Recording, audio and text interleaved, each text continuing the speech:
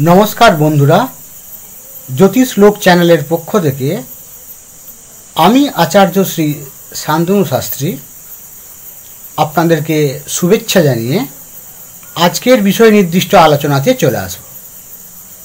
आपनारा भिडियोटी शेष पर्यन्त देखबेन।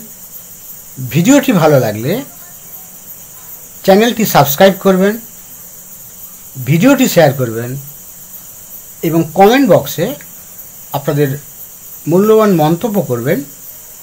आपनादेर मंतब्य आमाके एगिए जेते उद्बुद्ध करबे। ता चले आसुन आजकेर आमादेर आलोच्य विषये आमरा चोख राखी। एबार आमरा ঈশ্বরচন্দ্র বিদ্যাসাগরের কর্মভাব নিয়ে আমরা আলোচনা করব। ওনার চারটিকে আমরা দিয়ে দিয়েছি, তো এই চারটিতে যদি লক্ষ্য রাখা হয় তাহলে আমরা দেখব যে ওনার ধনু লগ্ন এবং বৃষ রাশি। তাহলে এখানে আমরা দেখতে পাচ্ছি কর্মভাব সাপেক্ষে আমরা বিচার করব, যে যেহেতু ওনার কর্মভাব নিয়ে আমরা আজকে আলোচনা করব, তাই চারটিতে যদি লক্ষ্য রাখি সেখানে আমরা দেখব যে দশম ভাবের অধিপতি বুধ, সেই বুধকে আমরা দেখতে পাচ্ছি নবমপতির সঙ্গে সহাবস্থান করেছে এবং সেখানে আমরা দেখতে পাচ্ছি কি যে সেখানে একাদশপতি শুক্র, সেই শুক্র বুধের নক্ষত্রে আছে। একাদশপতি এবং ষষ্ঠপতি শুক্র যে বুধের নক্ষত্রে আছে। তার মানে আমরা এখান থেকে পরিষ্কার যে কানেকশনগুলি পাচ্ছি সেটি হচ্ছে দশম ভাব সাপেক্ষে নবম ভাবের কানেকশন পাচ্ছি আমরা, কারণ নবমপতির সঙ্গে সহাবস্থান করেছে। একাদশ ভাবের কানেকশন পাচ্ছি, ষষ্ঠ ভাবের কানেকশন পাচ্ছি, কারণ ষষ্ঠ এবং একাদশপতি শুক্র বুধের নক্ষত্রে আছে। তাহলে দশম ভাব সাপেক্ষে আমরা নবম ভাব, দশম ভাব তো থাকছেই এবং তার সঙ্গে একাদশ ভাব, ষষ্ঠ ভাব, এই কানেকশনগুলি আমরা পাচ্ছি। এবং আমরা এখানে এই কানেকশানের সাথে আমাদের আরও একটা জিনিস যেটা লক্ষ্য রাখতে হবে কি, যে দ্বিতীয় এবং তৃতীয় ভাবের কানেকশান আমরা কিভাবে পাচ্ছি সেটাও আমাদের লক্ষ্য রাখতে হবে। কারণ ওনার যদি জন্মকুণ্ডলী আমরা দেখি সেখানে দেখব কি যে দ্বিতীয় ভাব এবং তৃতীয় ভাব এই দুটি ভাবের অধিপতি হচ্ছে শনি, যে শনি তার দৃষ্টি কিন্তু 10। তাহলে শনি দ্বিতীয় এবং তৃতীয় ভাবের অধিপতি হয়ে তার সপ্তম দৃষ্টি দশম ভাবের উপর পড়েছে। তো স্বভাবতই এখানে আমরা নবম ভাব, দশম ভাব, ষষ্ঠ ভাব, একাদশ ভাবের সঙ্গে দ্বিতীয় ভাব এবং তৃতীয় ভাবকে পেয়ে গেলাম। তাহলে যে কানেকশনটি আমরা পাচ্ছি ভাব সাপেক্ষে, মানে দশম ভাব সাপেক্ষে সেকেন্ড, থার্ড, 6, 9, 10 এবং 11 এইভাবে আমরা কানেকশানগুলি পাচ্ছি।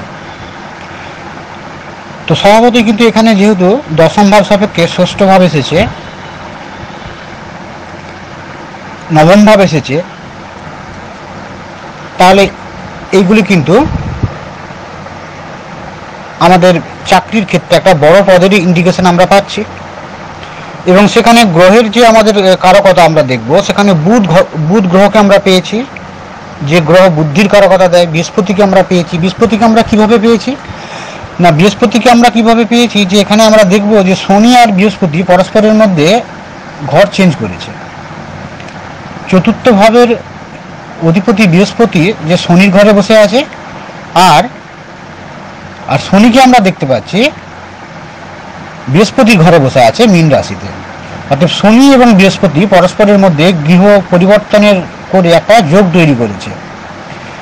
অর্থাৎ শনি বৃহস্পতির মধ্যে একটা কানেকশন তৈরি হয়ে গেছে। এবং আরও একটা ব্যাপার, বৃহস্পতি এখানে শনিকে রিপ্রেজেন্ট করছে, শনির দৃষ্টি পড়ছে দশম ভাবের উপর। অতএব বৃহস্পতি কিন্তু পরোক্ষভাবে কিন্তু একটা কানেকশন তৈরি করছে এই যোগাযোগের উপর। যদিও দেখতে পরোক্ষভাবে লাগছে কিন্তু এই কানেকশানটি কিন্তু জোরালো কানেকশান। কারণ শনি আর বৃহস্পতি এরা নিজেদের মধ্যে গৃহ পরিবর্তন করেছে, এই গৃহ পরিবর্তনের যে কানেকশান এটি কিন্তু জোরালো কানেকশান, এবং গৃহ পরিবর্তন করে বৃহস্পতি শনির সাথে কানেকশান তৈরি করেছে এবং শনির দৃষ্টি দশম ভাবের উপর পড়েছে। তার মানে আমরা বুধকে আমরা দশম ভাবের অধিপতি হিসেবে পাচ্ছি। বুধ যেখানে বুদ্ধির কারকতা দেয়, বৃহস্পতি যেখানে জ্ঞানের কারকতা দেয়, এবং বৃহস্পতি মানে যে কোনো নিয়ম শৃঙ্খলার কারকতা দেয়, যে কোনো সুশৃঙ্খল ব্যবস্থা। এবং এই নিয়ম শৃঙ্খলা সুশৃঙ্খল ব্যবস্থায় আধ্যাত্মিকতা বা এই ধরনের সঙ্গে একটা সাবজেক্ট হিসেবে যদি আমরা দেখি, কারণ এই যে কানেকশানটি এখানে কিন্তু শিক্ষকতার সঙ্গে যুক্ত থাকার একটা ব্যাপার থাকছে। এবং যেহেতু এখানে শুক্র বৃহস্পতি এদের যোগ তৈরি হয়ে গেছে, বুধের যোগ তৈরি হয়ে গেছে, রবির যোগ তৈরি হয়ে গেছে, অতএব গভর্নমেন্টের সঙ্গে রিলেটেড কোনো কর্ম এর কারকতা আমরা এখানে পাচ্ছি। তখনকার দিনে যে সরকার ছিল তাদের নিযুক্ত কোনো পদের কথা এখানে ইন্ডিকেশন পাওয়া যাচ্ছে। এবং যেহেতু এখানে একাদশপতি শুক্র, ষষ্ঠ এবং একাদশপতি তার যোগ তৈরি হয়ে গেছে, রবির যোগ তৈরি হয়ে গেছে, বৃহস্পতির যোগ তৈরি হয়ে গেছে, শনির কর্মের কারকতা হিসেবে শনির যোগ তৈরি হয়েছে, এবং বৃহস্পতি শনির মধ্যে একটা এক্সচেঞ্জ হয়েছে, গৃহের একটা পরিবর্তন হয়েছে। তাহলে আমরা এখানে দেখতে পাচ্ছি, আমরা এখানে গ্রহ হিসাবে বুধ বৃহস্পতি এদের কানেকশান পাচ্ছি, এবং সেখানে কিন্তু আমরা শুক্রেরও কানেকশান পাচ্ছি। তাহলে এখানে আমরা যদি দেখি, এবং লগ্নপতি এখানে বৃহস্পতি হয়ে গেছে, অতএব বৃহস্পতির কিন্তু একটা এখানে জোরালো কানেকশান আমরা পাচ্ছি। বৃহস্পতি যেহেতু লগ্নপতি হয়ে গেছে, লগ্নপতি চতুর্থপতি। তো যাই হোক, তাহলে এখানে বুধ বৃহস্পতি রিলেটেড যে সমস্ত কর্মকাণ্ডগুলি, শিক্ষকতা কর্মকাণ্ডের সঙ্গে যুক্ত হওয়ার প্রবণতা কিন্তু অনেক বেশি, কারণ দশম ভাবের অধিপতিও কিন্তু বুধ। এবং সেই বুধকে আমরা দেখতে পাচ্ছি যে বুধ হচ্ছে কি একটা ভদ্রাযোগ তৈরি করেছে। কারণ আমরা এই ভদ্রাযোগের ক্ষেত্রে আমরা জানি যে বুধ গ্রহ যখন কেন্দ্রে অবস্থান করবে, এখানে দশম ভাবে অবস্থান করেছে এবং নিজের ঘর সেটি আবার, সেই জন্য কিন্তু এটি ভদ্রাযোগ তৈরি হয়েছে, এবং তার মানে বুধ কিন্তু এখানে শক্তিশালী হয়ে গেছে। এবং বৃহস্পতিকে যদি আমরা দেখি, সেই বৃহস্পতি শনির সাথে গৃহ পরিবর্তন করেছে এবং লগ্নপতি হয়ে গেছে, লগ্নের অধিপতি। তাহলে এই জায়গাতেও কিন্তু দেখা যাচ্ছে কি যে বৃহস্পতি এবং বুধ এরা যেহেতু চার্টে একটা গুরুত্বপূর্ণ ভূমিকা গ্রহণ করা কথা বলছে, কিন্তু অতএব তার যে কর্মকাণ্ড সেটা শিক্ষকতার সঙ্গে যুক্ত হবে। কারণ যেখানে বুধ বৃহস্পতির সংযোগ তৈরি হয়ে যায় যে কানেকশানের সঙ্গে, যে কর্মের কানেকশানের সঙ্গে, সেখানে কিন্তু উপদেষ্টামূলক, শিক্ষামূলক এই ধরনের জিনিসগুলো কিন্তু চলে আসে। এখানে বুদ্ধি এবং জ্ঞানের একটা মেলবন্ধন তৈরি হয়েছে। ক্ষেত্র সিংহাসন যোগ যেটা, সেটি তৈরি হয়েছে এখানে।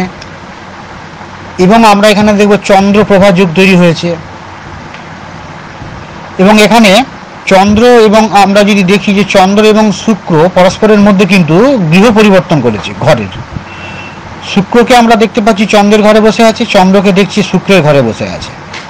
তাহলে একাধিক শুভ কানেকশান কিন্তু আমরা এখানে দেখতে পাচ্ছি, যেগুলো কিন্তু ওই গ্রহগুলির যে গ্রহগুলি কর্মভাবের সঙ্গে যুক্ত হয়েছে, সেই গ্রহগুলির যে শক্তি সেটা কিন্তু বাড়িয়ে দিয়েছে। শুক্র চন্দ্রের শক্তি বেড়ে গেছে। এখানে বুধ আর বৃহস্পতি এদের শক্তি বেড়েছে বিভিন্ন যোগ তৈরি হওয়ার ফলে। একটা আমরা ভাবের যে কানেকশান পাচ্ছি, তার সঙ্গে যে গ্রহের কানেকশান পাচ্ছি, এবং সেই কানেকশান অনেক গ্রহ আমরা পেতে পারি, কিন্তু সেই গ্রহগুলিই ফল দিয়ে দিবে যে গ্রহগুলি শক্তিশালী। তাহলে কোন গ্রহটি শক্তিশালী সেটি বিচার করার একাধিক রাস্তা আছে। যোগের মাধ্যমেও শক্তি বিচার করা যায়, নাক্ষত্রিকভাবেও শক্তি বিচার করা যায়। তাহলে এইভাবে কিন্তু আমাদের বিভিন্ন কানেকশানগুলি থাকতেই পারে আমাদের চার্টে। সেই কানেকশানগুলি ভাব সাপেক্ষে যে কানেকশানগুলি এসেছে, সেই কানেকশানগুলির মধ্যে কোন ভাবের কানেকশানগুলি সবচেয়ে জোরালো, কোন গ্রহগুলির কানেকশান সবচেয়ে জোরালো, সেইগুলির উপর বেস করেই কিন্তু আমাদের সিদ্ধান্তে পৌঁছতে হবে। এখানে আমরা দেখতে পাচ্ছি বৃহস্পতি বুধের একটা জোরালো কানেকশান আমরা এখানে পাচ্ছি, এবং বৃহস্পতি বুধের কানেকশান পাওয়ার জন্য শিক্ষার সঙ্গে যুক্ত থাকছে, এবং বৃহস্পতি কিন্তু এখানে সংস্কৃত সাবজেক্টের সঙ্গে যুক্ত দেখাচ্ছে, এবং বৃহস্পতির সঙ্গে ইতিহাস সাবজেক্টেরও যোগ থাকছে। বৃহস্পতি যেহেতু যে কোনো নিয়ম শৃঙ্খলার কথা বলে, সংস্কৃতের মধ্যেও কিন্তু এই ধরনের একটা নিয়ম শৃঙ্খলাকে খুব বেশি গুরুত্ব দেওয়া হয়। অর্থাৎ সংস্কৃতের যে সাবজেক্ট, তার সাথে বৃহস্পতির একটা রিলেশন আছে। তাহলে আমরা জানি যে আমরা বিদ্যাসাগর মহাশয়কে আমরা সংস্কৃত কলেজের অধ্যক্ষের পদে আমরা নিযুক্ত হতে দেখি, তৎকালীন যে সরকার তাদের অধীনেই উনি কাজ করতেন। তো সে যাই হোক, তাহলে ওনার যে চারটিতে আমরা দেখলাম যে সেখানে কিন্তু একাধিক গুরুত্বপূর্ণ যোগ, ক্ষেত্র সিংহাসন যোগ, চন্দ্রপ্রভা যোগ, ভদ্রা যোগের মতো যোগ তৈরি হয়েছে। এই যোগগুলি যে গ্রহগুলি এসেছে কর্মভাব সাপেক্ষে তাদের শক্তি বাড়িয়ে দিয়েছে, এবং গৃহ সাপেক্ষ আমরা দেখতে পাচ্ছি সেকেন্ড ভাব, নবম ভাব, দশম ভাব, একাদশ ভাব, এই যে ভাইটাল যে প্ল্যানেটগুলি, নবম ভাব ভাগ্যস্থান, ষষ্ঠ ভাব অন্যের অধীনে কর্ম করার ব্যাপার, দশম ভাব একাদশ ভাবের কানেকশন থাকা মানে কি যে একটা তার যে ইচ্ছে পূরণ হওয়ার কর্মক্ষেত্রে তার নিজের মতো করে কোনো কিছু চালনা করা, এর একটা কানেকশান এখানে লক্ষ্য করা যাচ্ছে। যে নিজের ইচ্ছের বিরুদ্ধে গিয়ে কোনো কিছু করা বা অন্যের চাপিয়ে দেওয়া কোনো কিছুকে গুরুত্ব দেওয়া, এটা কিন্তু থাকবে না, কারণ দশম ভাব আর একাদশ ভাবের কানেকশান তৈরি হয়ে গেছে মানে সেটাকে আমরা তার যে নিজের যে ইচ্ছে, সেই ইচ্ছেকে কিন্তু বাস্তবে রূপ দেওয়ার একটা প্রবণতা থাকবে। তা সেই হিসেবে কিন্তু আমরা এখানে দেখতে পাচ্ছি কি যে সেই ধরনের ক্ষেত্রে কিন্তু আমরা যুক্ত থাকতে দেখব। দশম ভাব এবং একাদশ ভাবের যখন কানেকশান থাকবে, অন্যের ইচ্ছে চাপিয়ে দেওয়ার, সেটাকে মেনে নেওয়া, এই ধরনের প্রবণতা থাকবে না। এবং আরও একটি গুরুত্বপূর্ণ কানেকশান আমরা দেখতে পাচ্ছি যে মঙ্গল এবং বৃহস্পতি পরস্পরকে কিন্তু দৃষ্টির মাধ্যমে পরস্পরকে দেখছে, সপ্তম দৃষ্টির মাধ্যমে। এই মঙ্গল এবং বৃহস্পতির কানেকশান যাদের চার্টে থাকে তাদেরকে দেখা যায় কি তারা স্পষ্ট বক্তা হয় এবং তাদের মধ্যে উদ্ভাবনী শক্তি অনেক বেশি থাকে, এবং সমাজ সংস্কারের ভূমিকাও তাদেরকে পালন করতে আমরা দেখি। বিদ্যাসাগরের চার্টে কিন্তু আমরা এই মঙ্গল এবং বৃহস্পতির কানেকশান আমরা লক্ষ্য করছি, এবং এই কানেকশান হওয়ার ফলে কিন্তু জাতককে আমরা দেখেছি বিদ্যাসাগর মহাশয়কে বিভিন্ন ধরনের সমাজ সংস্কারমূলক কর্ম এবং নিজের স্পষ্ট বক্তা, নিজে যেটা দেখছেন ভালো মনে করছেন সেটা বলা বা সংগ্রামী যে একটা মানসিকতা, তার প্রতিফলন বিদ্যাসাগর মহাশয়ের মধ্যে লক্ষ্য করা যায়।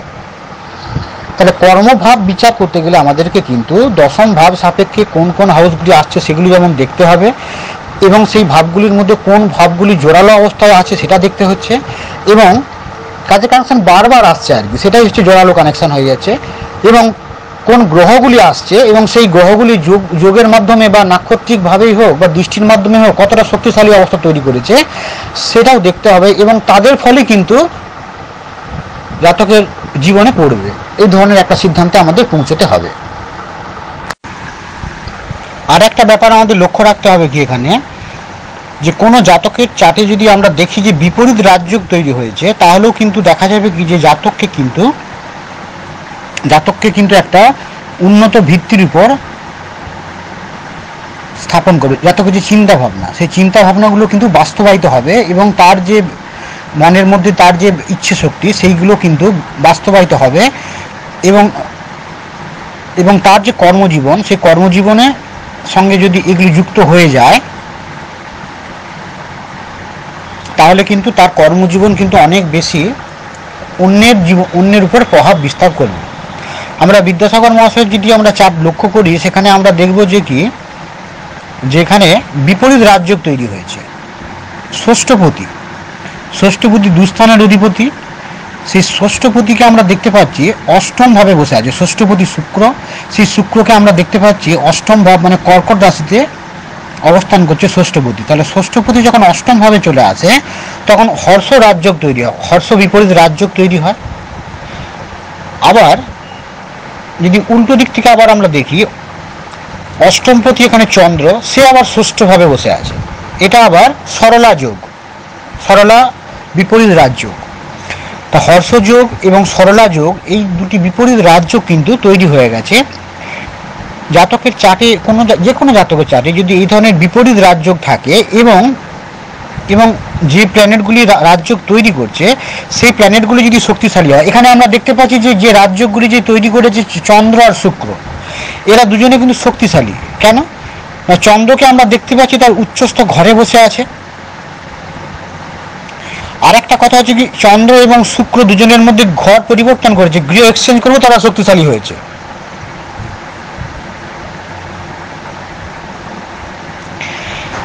তো স্বভাবত ওই চন্দ্র এবং শুক্র এই দুটি গ্রহ কিন্তু আমরা শক্তিশালী অবস্থায় দেখছি, কারণ শুক্র এখানে আবার একাদশপতিও হয়েছে, ষষ্ঠপতি এবং একাদশপতি শুক্র চন্দ্রের সঙ্গে গৃহ বিনিময় করেছে। তাহলে এই যে বিপরীত রাজযোগ তৈরি হয়েছে বিদ্যাসাগরের চার্টে, এই বিপরীত রাজযোগের সুফল তখনই পাবে একজন জাতক যদি দেখা যায় যে প্ল্যানেটগুলি বিপরীত রাজযোগ তৈরি করেছে তারা কি শক্তিশালী, সেটাও কিন্তু বিচার্য বিষয়। তো এই বিদ্যাসাগরের চার্টে আমরা দেখতে পাচ্ছি যে একাধিক যোগ তৈরি হয়েছে, যে যোগগুলি কিন্তু জাতককে কিন্তু দেখা গেছে কি যে প্ল্যানেটগুলির শক্তি বাড়িয়ে দিয়েছে। তাহলে প্রথম অবস্থায় আমরা দেখব যে ভাবের কানেকশান কতটা সমৃদ্ধ করবে জাতককে, সেটা আমাদের দেখতে হবে। কতটা ভাবের কানেকশান কতটা আছে বা কোন দিকে আছে সেটা দেখে নিতে হচ্ছে। তারপর কোন গ্রহগুলি এসেছে এবং সেই গ্রহগুলি বিভিন্ন যোগের মাধ্যমে কতটা শক্তিশালী হয়েছে বা দৃষ্টির মাধ্যমে কতটা শক্তিশালী হয়েছে সেটা আমাদের দেখতে হবে। এটা না করে যদি আমরা শুধু যোগকে গুরুত্ব দিয়ে দিই যে এইভাবে এই গ্রহ বসে আছে বা এই যোগ তৈরি করেছে, সেক্ষেত্রে কিন্তু একটা স্থূল বিচার হয়ে যাচ্ছে। আগে ভাবের কানেকশান, তারপরে কিন্তু দেখব কোন গ্রহগুলি আসছে, তারপর সেই গ্রহগুলি কতটা শক্তিশালী, সে যোগের মাধ্যমে শক্তিশালী হতে পারে, নাক্ষত্রিকভাবে হতে পারে, দৃষ্টি বিনিময়ের মাধ্যমে হতে পারে। এই সবগুলি কিন্তু আমাদের বিচার ব্যবস্থার মধ্যে আনতে হবে। এখানে আরও একটি গুরুত্বপূর্ণ জিনিস বিদ্যাসাগরের চার্টে আমাদের লক্ষ্য রাখতে হবে, সেটা হচ্ছে রাহু এবং কেতুকে আমরা দেখতে পাচ্ছি এই দশম ভাব সাপেক্ষে কিন্তু দশম ভাবের সঙ্গে কানেক্ট হয়ে গেছে রাহু কেতু। তাহলে দশম ভাবের সঙ্গে যখন রাহু কেতু, মানে এই প্ল্যানেটগুলি মানুষকে সাধারণত অবস্ট্যাকেল বা বাধার মুখোমুখি করে বিভিন্ন ক্ষেত্রে। বিদ্যাসাগরের যে কর্মজীবন, সেই কর্মজীবনে কিন্তু বিভিন্ন ধরনের বাধার মুখোমুখি হতে হয়েছে। সেটা সমাজ সংস্কারের ক্ষেত্রে তাকে বাধার মুখোমুখি হতে হয়েছে এবং তার যে অধ্যাপনার কাজও কিন্তু অনেক বাধার সম্মুখীন হতে হয়েছে। দেখা যাচ্ছে যে কর্তৃপক্ষ তার যে ইচ্ছে সেটা বিদ্যাসাগরের উপর চাপিয়ে দেওয়ার চেষ্টা হয়েছে অনেক সময়, কিন্তু বিদ্যাসাগর তাতে রাজি হয়নি। এক্ষেত্রে যেহেতু শনি এবং কেতুকে আমরা দেখছি তার কর্মজীবনের সঙ্গে রিলেটেড হয়ে গেছে, সেহেতু কিন্তু বিদ্যাসাগরকে কিন্তু এই ধরনের বাধার মুখোমুখি হতে হয়েছিল সেই জন্যই। কারণ রাহু কেতু তার কর্মজীবনের যে গ্রহগুলির সঙ্গে কর্মজীবন রিলেটেড, কর্মভাবের সঙ্গে রিলেটেড, তার সাথে রাহু কেতু যোগ তৈরি হয়েছে। তাই জাতককে কিন্তু তার কর্মজীবনে একাধিক বাধার সম্মুখীন হতে হয়েছিল। বাধা পেরিয়েই কিন্তু তাকে তার লক্ষ্যে পৌঁছতে হয়েছিল। এই রাহু কেতু এই দুটি গ্রহকে কিন্তু আমরা দেখতে পাচ্ছি যে এরা, যেমন কেতুকে দশমভাবে অবস্থান করতে দেখতে পাচ্ছি। কেতু যখন দশমভাবে অবস্থান করছে তার মানে কি ভিতর থেকে কিছু কলকাঠি নাড়া হবে, গুপ্তভাবে বিদ্যাসাগরের বিরুদ্ধে কিছু বিরোধিতা করা হবে। তার যে কর্মজীবন, তার যে চিন্তা ভাবনা, সেই সংগ্রামমূলক তার যে এগিয়ে যাওয়া, সেইগুলোতে কিন্তু গুপ্তভাবে হয়েছিল এবং প্রকাশ্যে হয়েছিল। রাহু প্রকাশ্য শক্তি আর কেতু অপ্রকাশ্য শক্তি, এই দুইভাবেই কিন্তু তার বিরোধিতা করা হয়েছিল। এই রাহু কেতু সংযোগ থাকার কারণে তাকে এই ধরনের বিপত্তির মুখোমুখি হতে হয়েছিল। বিদ্যাসাগরের চার্টে যে বিভিন্ন যোগগুলি তৈরি হয়েছে সেগুলো নিয়ে আমরা আগেই আলোচনা করেছি। তারও কিন্তু এই যে কিছু কিছু যোগ আছে, যেমন ক্ষেত্র সিংহাসন যোগ, এটি কেন তৈরি হয়েছে সেটি একটু আমাদের জানতে হবে। কি অবস্থানের কারণে গ্রহগত এই যোগ তৈরি হয়েছে না, এখানে আমরা দেখতে পাচ্ছি কি যে দশমপতি বুধ কেন্দ্রে বসে আছে। দশমপতি যখন কেন্দ্রে অবস্থান করে, কেন্দ্রীয়ভাবে 1, 4, 7, 10 এই কেন্দ্রীয়ভাবে যখন অবস্থান করবে তখন কিন্তু ক্ষেত্র সিংহাসন যোগ তৈরি হবে। দ্বিতীয় যে যোগটিতে আমরা বলেছিলাম আগে, সেই যোগটি সম্বন্ধে আমরা জেনে নিই কেন তৈরি হয়েছে এই বিদ্যাসাগরের চার্টে না, চন্দ্রপ্রভা যোগ। যখন আমরা দেখি যে নবমপতি যখন কেন্দ্রে অবস্থান করে তখন কিন্তু এই চন্দ্রপ্রভা যোগ তৈরি হয়। এখানে আমরা দেখতে পাচ্ছি যে নবমপতি রবি, সেই রবি দশমে অবস্থান করছে, তো স্বভাবতই চন্দ্রপ্রভা যোগ তৈরি হয়েছে। 3 নম্বর হচ্ছে ভদ্রা যোগ। বুধ যখন কেন্দ্রীয়ভাবে অবস্থান করে এবং সেটি যদি তার নিজের ঘর হয় তখন ভদ্রা যোগ তৈরি হয়। এক্ষেত্রে আমরা দেখতে পাচ্ছি বুধ কেন্দ্রীয়ভাবে বসে আছে এবং নিজের ঘরে বসে আছে, কন্যা রাশিতে বসে আছে। তাহলে ভদ্রা যোগ তৈরি হয়েছে। আর হর্ষযোগ আর সরলা যোগ, যে বিপরীত রাজযোগ দুটি, এটি তো আমরা আগে আলোচনা করেছি যে ষষ্ঠপতি দুস্থানের যে অধিপতি, ষষ্ঠপতি অষ্টমে বসে আছে হর্ষযোগ, অষ্টমপতি ষষ্ঠে বসে আছে সরলা যোগ। এই বিপরীত রাজযোগ তৈরি হয়েছে জাতকের জন্মকুণ্ডলীতে, ঈশ্বরচন্দ্র বিদ্যাসাগরের যে জন্মকুণ্ডলী, তাতে কিন্তু এতগুলি যোগ তৈরি হয়েছে। এবং এই যোগগুলি, কয়েকটি যোগ আছে শক্তিশালী, কয়েকটি যোগ আবার অশুভ গ্রহাবস্থানের দরুন, অশুভ গ্রহাবস্থানের কারণে তাদের যে ফল দেওয়ার ক্ষমতা অবশ্যই কিছুটা হ্রাস পাবে। কিন্তু কোনো একটা জায়গায় যখন যোগ তৈরি হয় এবং সেখানে যখন অশুভ গ্রহের অবস্থান থাকে, তাহলে সেই যোগের যে পজিটিভ রেজাল্টটা সেটা হ্রাস পায়, কিন্তু প্রভাব কিন্তু সে পাবে। সে প্রভাবের যে ফল দেওয়ার ক্ষমতা অবশ্যই অনেকাংশে হ্রাস পাবে। যেহেতু আমরা দেখছি যে এই যে যোগগুলির কথা বললাম, সেই যোগের সাথে কয়েকটি ক্ষেত্রে আমরা দেখছি যে রাহু কেতুর মতো গ্রহকে সেখানে তাদের দৃষ্টি বা সহাবস্থান আমরা লক্ষ্য করছি। সেই জন্য কিন্তু যেমন ভদ্রাযোগের কথাও যদি আমরা ধরি, সেখানে কিন্তু বুধের সাথে কেতুর সহাবস্থান করছে, রাহুর দৃষ্টি পড়েছে বুধের উপর। তা সেখানে কিন্তু ভদ্রাযোগের যে পজিটিভ রেজাল্ট দেওয়ার ক্ষমতা সেটা অবশ্যই হ্রাস পাবে। তাহলে এইভাবে কিন্তু আমাদেরকে দেখতে হবে কি, যে কিভাবে একটা চার্ট ভাবগতভাবে, নাক্ষত্রিকভাবে এবং যোগের কারণে কীভাবে শক্তিশালী হচ্ছে এবং জাতকের যে কর্মজীবনকে কিভাবে প্রভাবিত করছে, সেই সম্বন্ধে আমাদের সিদ্ধান্তে পৌঁছতে হবে।